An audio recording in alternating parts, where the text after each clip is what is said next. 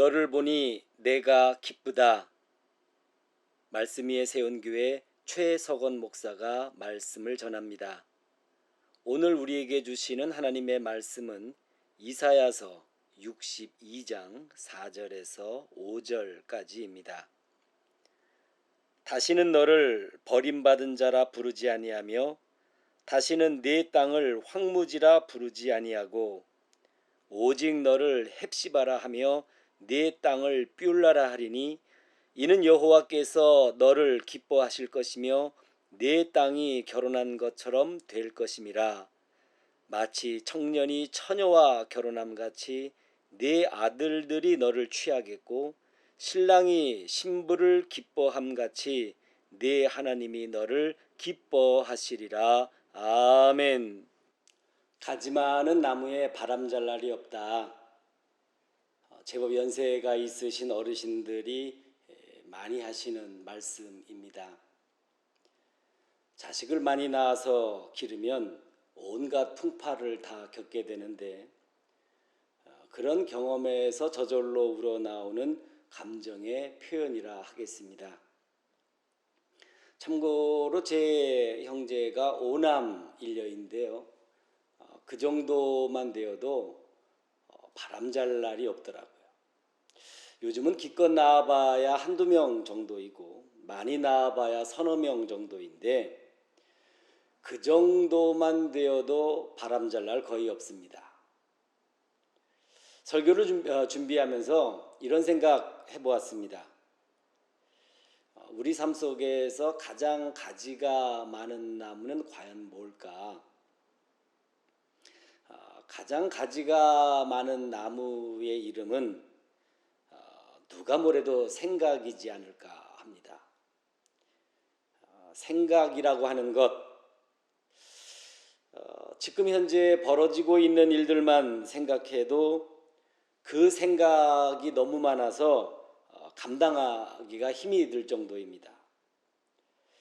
그런데 아직 벌어지지도 않은 일들을 놓고 미리 걱정하고 미리 염려하고 하니까 생각이 복잡하다 못해 머리가 터질 정도가 됩니다. 너무도 복잡한 우리의 생각입니다. 이런 생각에 대하여서 과감하고도 매몰차게 가지치기를 해야 한다고 생각합니다. 그래요, 우리의 복잡한 생각을 단순하게 만들어야 하겠습니다. 가지치기의 제1순위는 걱정과 염려라고 하겠습니다. 베드로전서 5장 7절의 말씀에 너희 염려를 다 주께 맡기라 이는 그가 너희를 돌보심이라 이런 말씀이 있습니다.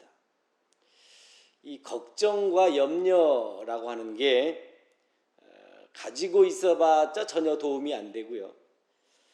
가지고 있으면 오히려 해가 될 뿐이죠. 이런 걱정과 염려를 아예 하나님께 맡겨버려서 우리 안에서 이 걱정과 염려를 제거해 버려야 합니다. 그렇게 걱정과 염려를 하나님께 맡겨드리면 하나님께서 돌보아 주시고 하나님께서 해결해 주신다는 것입니다. 오늘 저와 여러분이 집중적으로 가지치기를 해보려는 생각은 기쁨입니다. 기쁨을 방해하는 가지들을 쳐내서 온전한 기쁨으로 갈 수 있도록 돕는 게 오늘 설교의 목적입니다. 지난주에 나누었던 말씀도 기쁨이라고 하는 주제였는데요. 간단하게 요약을 해봅니다. 우리의 기쁨은 주어지는 기쁨에서 나은 기쁨으로 나가야 된다. 이렇게 말씀드렸고요. 나은 기쁨은 해산의 진통 과정을 겪으면서 만들어지는데 그것은 예수님과 함께 죽고 예수님과 함께 살아나는 경험과 같다. 이렇게 말씀드렸습니다. 그렇게 해서 만들어진 기쁨, 즉 나은 기쁨은 절대 빼앗기지 않는 기쁨이 된다. 이게 지난주 말씀의 요약이 되겠습니다. 추가해서 이야기를 더 해봅니다. 나은 기쁨은 그 중심이 내 안에 있습니다. 나은 기쁨은 내 안에 있는 기쁨이 된다는 것이죠. 그러다 보니 나은 기쁨은 어쩔 수 없이 이기적인 영역에 머무르게 됩니다. 따라서 이 나은 기쁨은 이기적인 기쁨이 된다는 것입니다. 이기적인 기쁨은 조그만 잘못 나가도 하나님의 영광을 가리고 다른 사람들에게 해를 끼칠 수 있습니다. 이것이 이기적인 기쁨이 가지는 단점이 되겠습니다. 따라서 이기적인 기쁨은 이타적인 기쁨으로 나아가야 됩니다. 그래야 보다 성숙해지고 보다 완벽해지는 기쁨이 됩니다. 이타적인 기쁨으로 나아가야 보다 완성도 높은 기쁨이 되게 되어 있습니다. 쉽게 설명을 해보면 이렇습니다. 어렸을 적에는 맛있는 음식이 내 입으로 들어오는 게 기쁠 수밖에 없습니다. 이 기쁨은 이기적인 기쁨이죠. 커서는 사랑하는 사람에게 맛있는 음식을 사주는 게 기쁜 일이 됩니다. 점차 이타적인 기쁨으로 옮겨가는 거죠. 결혼해서는 눈에 넣어도 아프지 않은 자식들이 맛있게 음식을 먹는 게 기쁩니다. 이게 바로 이타적인 기쁨입니다.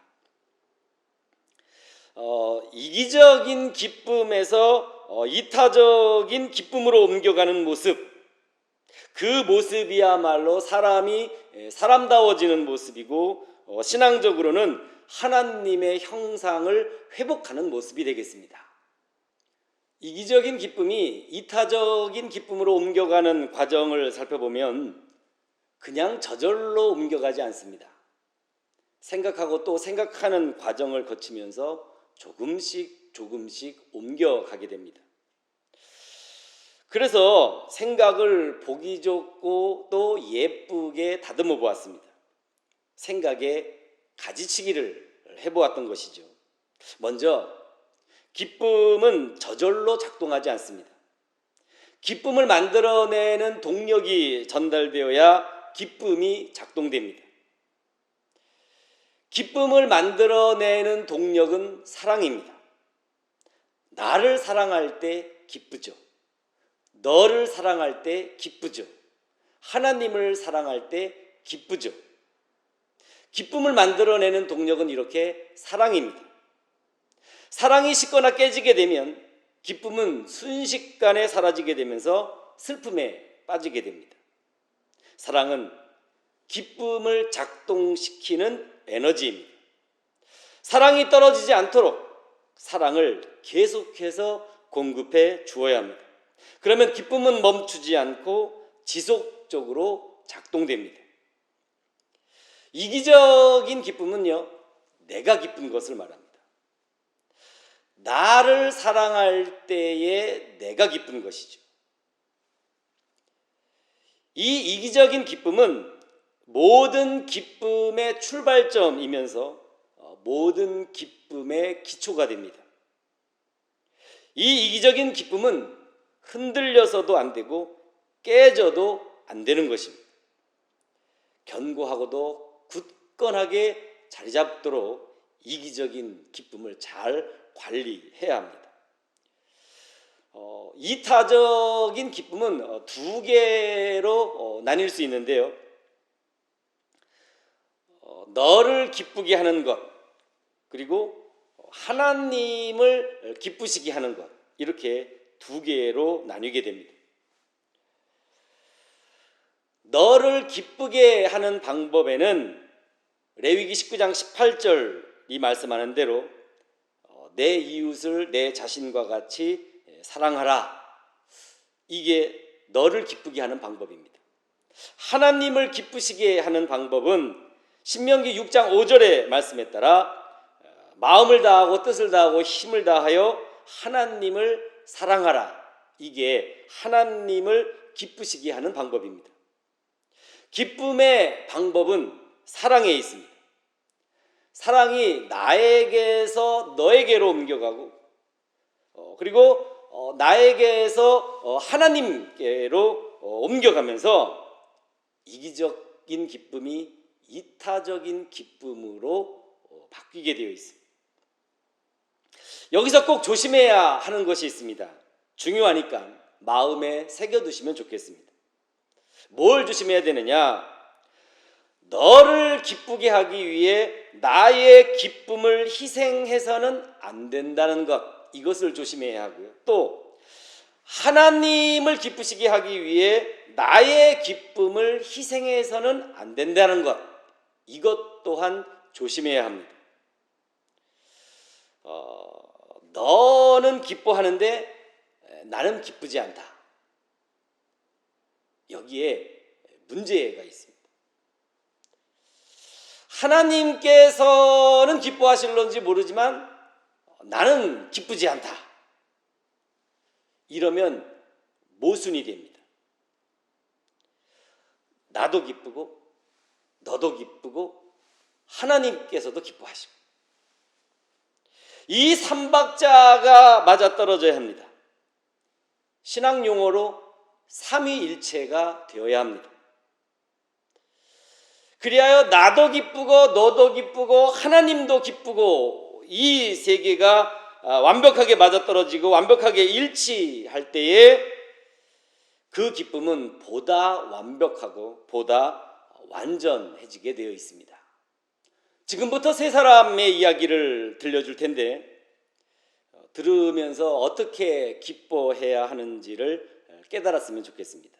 첫째로 다윗의 이야기를 들려줍니다.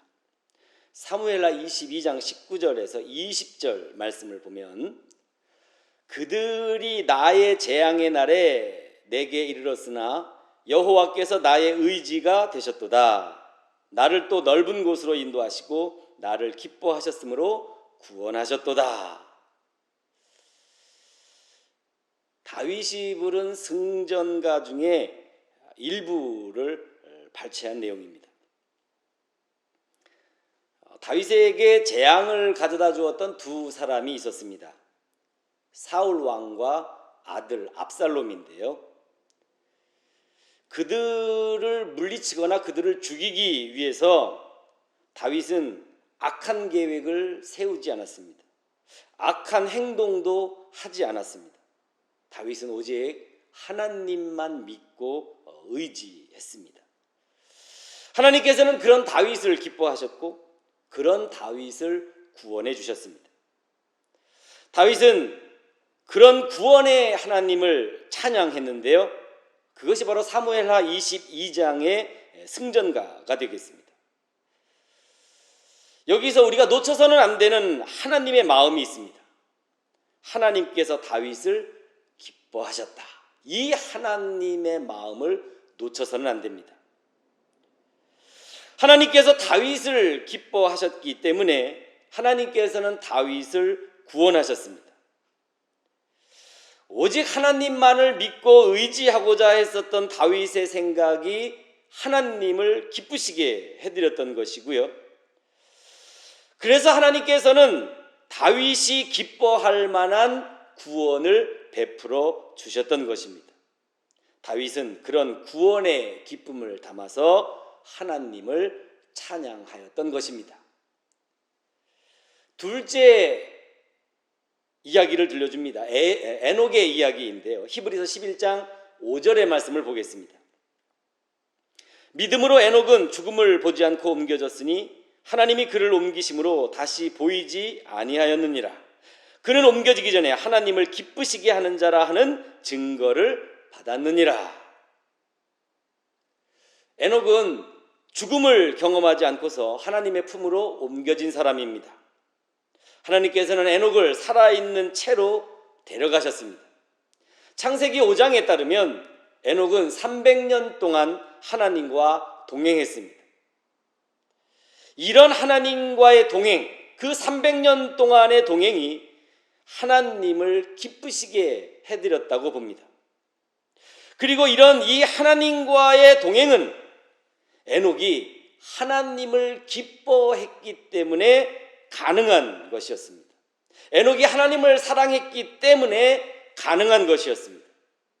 에녹은 하나님을 기뻐하면서 하나님과 동행했습니다. 하나님께서도 그런 에녹을 기뻐하셨기 때문에 살아있는 그대로 하나님의 곁으로 데려가셨던 것입니다.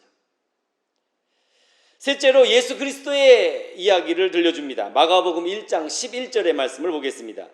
하늘로부터 소리가 나기를 너는 내 사랑하는 아들이라 내가 너를 기뻐하노라 하시니라. 예수님께서 요단강에서 요한으로부터 세례를 받으신 다음 물에서 올라오실 때에 하늘이 갈라지고 성령이 비둘기같이 임하시면서 하늘에서 울려 퍼졌던 하나님의 음성을 듣게 됩니다. 너는 내 사랑하는 아들이라 내가 너를 기뻐하노라. 이 음성을 듣게 되었죠. 예수님의 세례는 예수님이 하나님의 아들로 공인받는 사건입니다. 하나님께서는 이런 예수님을 기뻐하셨습니다. 그리고 세례 이후로 펼쳐지는 예수님의 생애는 잔치집을 연상하게 만듭니다. 살아가는 매일매일이 기쁨이 넘치는 축제의 연속이었었고요. 성경은 기쁨으로 살아가는 예수님의 모습을 고스란히 담아내고 있습니다. 이게 뭘 말씀하느냐? 아버지 하나님의 기쁨이 곧 아들 예수님의 기쁨이다. 이것을 말씀하고 있고요. 동시에 아들 예수님의 기쁨이 곧 아버지 하나님의 기쁨이다. 이것을 말씀하고 있습니다. 이렇게 하나님의 기쁨이 나의 기쁨이 되고 나의 기쁨이 하나님의 기쁨이 될 때에 그 기쁨은 온전한 기쁨이 됩니다. 설교를 준비하면서 사명, 헌신, 충성 이렇게 세 단어를 생각해 보았습니다. 사명, 헌신, 충성. 교회를 섬김에 있어서 빼놓을 수 없는 너무나도 고귀한 덕목입니다. 사명, 헌신, 충성에는 반드시 누군가의 희생이 따르게 마련인데요. 나를 희생시켜서 너를 기쁘게 한다. 이게 헌신이고 충성이죠. 이게 고결한 일이긴 한데 결정적으로 그렇게 희생한 내가 행복하지 않다라고 한다면, 기쁘지 않다면 어떻게 해야 할까요? 그런 헌신과 충성은 하지 않는 게 맞습니다. 나를 희생시켜서 하나님을 기쁘시게 한다.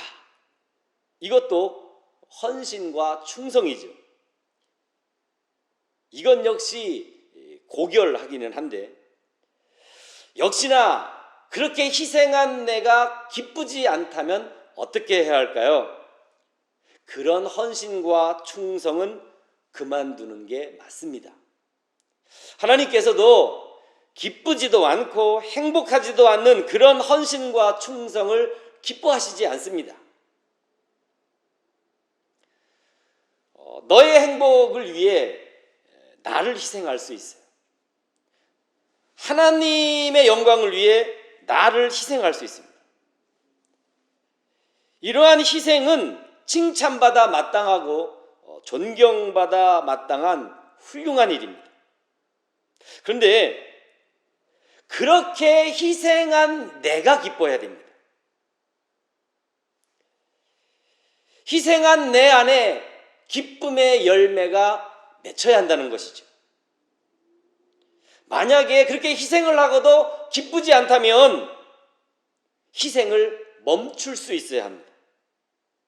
희생을 멈춰야만 더 큰 불행을 막을 수가 있습니다. 결국에 가서는 내가 기뻐야 한다는 겁니다. 내가 기뻐야 한다. 이게 이루어져야 한다는 겁니다. 내가 기쁘다. 이것은 흔들리지 않고 튼튼하게 지켜내야 하는 삶의 기초입니다. 여기에 너도 기쁘다. 여기에 하나님께서도 기뻐하신다. 이게 되면 금상첨화가 되는 것이죠. 이사야 예언자가 남겨주신 귀한 말씀을 생각해 봅니다.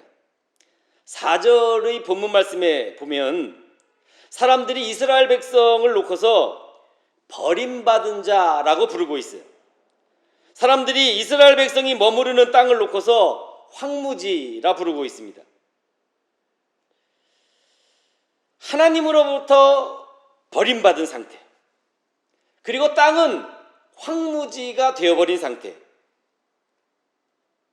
이 말씀을 보면서 뭐가 연상되냐 하면은요, 포로 귀한 이 상태가 연상이 됩니다. 이때 하나님께서 말씀을 주셨습니다. 너를 헵시바라 하리라. 헵시바란 나의 기쁨이 너에게 있다, 이런 뜻입니다. 하나님께서 이스라엘 백성을 기뻐하신다고 하는 의미를 담고 있는 것이죠. 또 말씀합니다. 내 땅을 뷸라라 하리라. 뷸라란 결혼한 여자라고 하는 뜻입니다.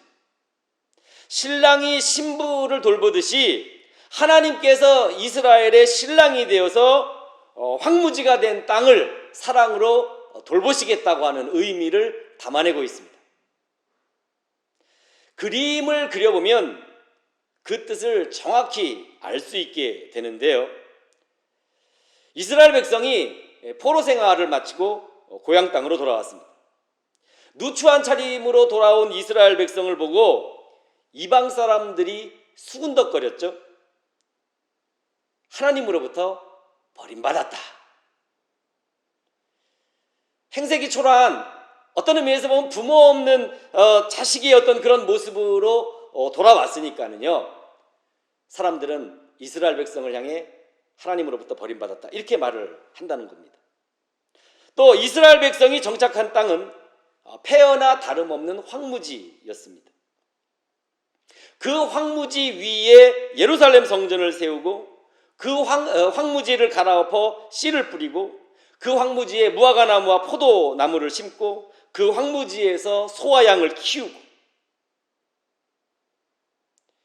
이런 일들을 시작하는데 이방 사람들이 보고 한결같이 미친 짓이라며 손가락질을 했었습니다. 그러나 그 황무지에서 다시 시작하는 이스라엘 백성은 활기가 넘치고 기쁨이 충만했습니다. 여기에 이사야 예언자가 전해준 말씀을 더해보면 하나님께서도 기뻐하시리라는 것이었습니다. 나도 기쁘고 너도 기쁘고 하나님도 기쁘고, 황무지를 일구는 이스라엘 백성의 삶 속에 이 세 개의 기쁨이 동시에 이루어졌습니다. 굳이 이름을 붙여보자면 삼위일체의 기쁨이 되겠습니다. 나도 기쁘고 너도 기쁘고 하나님도 기쁘고, 이것은 믿음의 사람들만이 누릴 수 있는 비밀스럽고 신비한 기쁨이 되겠습니다. 오직 하나님만 바라보는 믿음으로, 그리고 기쁨이 충만한 가운데 이스라엘 백성은 열심히 황무지를 일구었습니다. 그리할 때에 우리 눈에 환상처럼 들어오는 모습이 있습니다. 어떤 모습이 들어오느냐? 황무지가 변하여 젖과 꿀이 흐르는 땅으로 바뀌어가는 모습. 이 모습이 우리의 눈에 들어오게 된다는 것입니다. 황무지를 일구기 위해 구슬땀을 흘리고 있었던 이스라엘 백성에게 하나님의 말씀이 들렸어요. 내가 너를 보니 기쁘다. 이사야 예언자를 통해 하나님의 이 말씀이 전달되었습니다. 너를 보니 내가 기쁘다. 오늘 우리가 꼭 들어야 하는 하나님의 말씀이기도 합니다.